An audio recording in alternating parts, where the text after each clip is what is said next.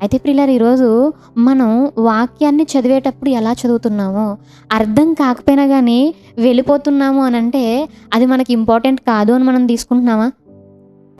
ఒక నపుంసకుడు ఎటువంటి స్టేజ్‌లో ఉన్నాడయ్యా అంటే మంత్రిగా ఉన్నాడండి. మంత్రిగా ఉన్నటువంటి అతను జర్నీలో ఒక ప్లేస్ నుంచి ఇంకొక ప్లేస్‌కి వెళ్తున్నప్పుడు ఏం చేస్తున్నాడయ్యా అంటే చాలా శ్రద్ధగా వాక్యాన్ని చదువుతున్నాడండి. అయితే ప్రియులారా, మరి మనం ఎలా ఉన్నామో ఆలోచన చేసుకుందామండి. మరి మనం ఎన్నో జర్నీస్ చేస్తుంటాం కదండీ!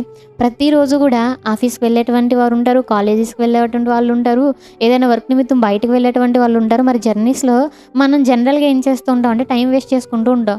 కొంతమంది సాంగ్స్ వింటారు, కొంతమంది ఏదో ఆలోచించుకుంటారు, ఇట్లా ఉంటారు. కానీ ప్రియులారా, ఇక్కడ మనం ఆలోచన చేసినట్లయితే మంత్రిగా ఉన్నటువంటి అతను ఏం చేస్తున్నాడయ్యా అంటే వాక్యాన్ని తీసుకొని చదువుతున్నాడండి. ఎంత శ్రద్ధండి! మనమైతే జనరల్‌గా ఏం మాట్లాడుతుంటాం అంటే, నేను ఆఫీస్‌కి వెళ్తుంటానండి, కొంచెం బిజీగా ఉంటానండి, నాకు కుదరట్లేదండి, నాకు టైం సరిపోవట్లేదండి అని మాట్లాడుతూ ఉంటారండి.